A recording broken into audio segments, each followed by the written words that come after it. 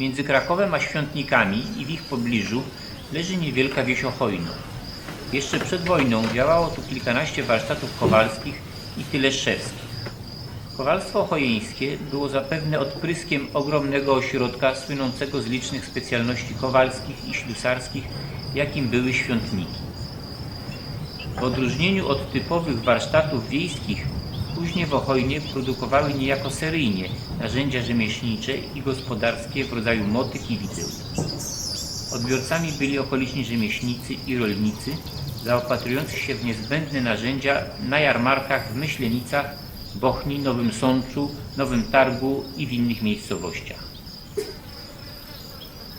Obecnie czynne są 3 kuźnie. Jedna z nich pamięta jeszcze czasy świetności tego rzemiosła. Osobliwym ich świadectwem są drzwi tej kuźni, na których majster wypalił rozżarzonym prętem kontury produkowanych przez siebie wyrobów. Jest to szyld i katalog firmy zarazem. Właściciel pracuje w mieście, nie inwestuje więc w sezonowo uruchamiany warsztat.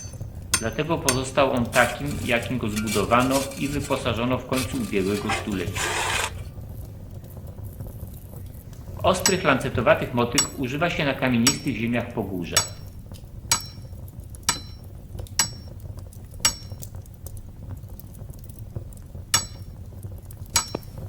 Tę wykonuje kowal z kawałka stalowego kątownika, rozkuwając najpierw ostrze, rozcinając drugi koniec i formując pętlę obucha. Po silnym zagrzaniu spawa zagnięte końce i ostatecznie modeluje na tzw. obusznicy.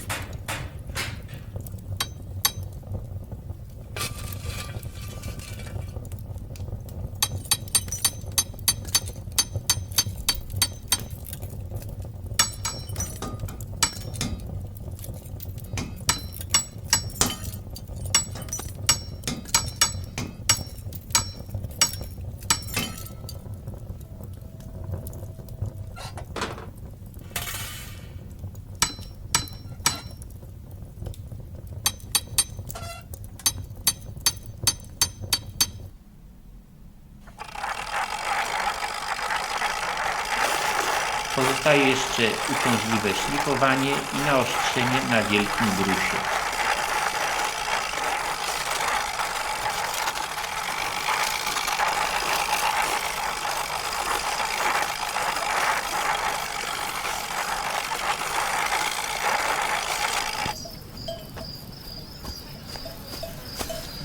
Toczyły się losy drugiego warsztatu. Ta mała kuźnia kontynuuje tradycyjną, rodzinną specjalność, jaką był wyrób siekier, zaopatrując teren województwa krakowskiego i nowosądeckiego. Żeby sprostać zapotrzebowaniu, zainstalowano tu młot mechaniczny, sprężynowy, nabyty zresztą na złomie i wyremontowany. Pozwoliło to zwiększyć produkcję 10-krotnie. Kowal, operator młota, odcina ze sztaby stosowny kęs metalu i spęcznia go. Następuje przebicie otworu obucha i stopniowe powiększanie kolejnymi klinami.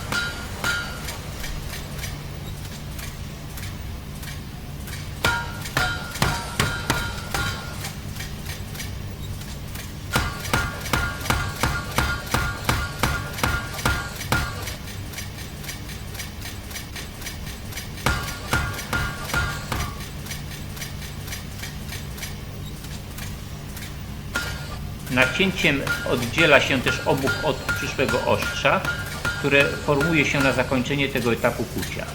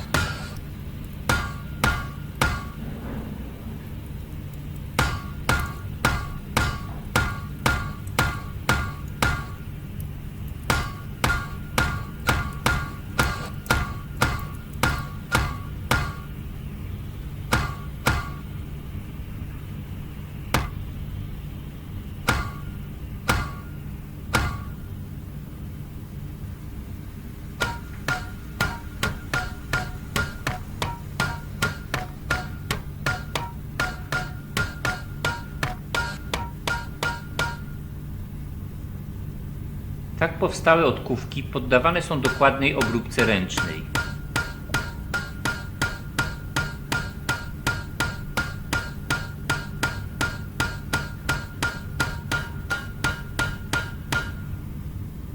Ostrze wykuwa się do odpowiedniej grubości i wybija znak firmy, klucz i 3 gwiazdki. 4. gwiazdka oznacza gatunek stali.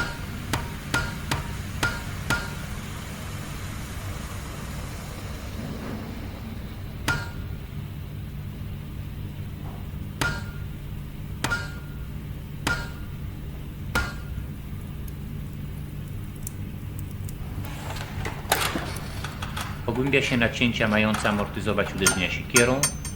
Ostatecznie kształtuje się obuch i otwór na toporzysko.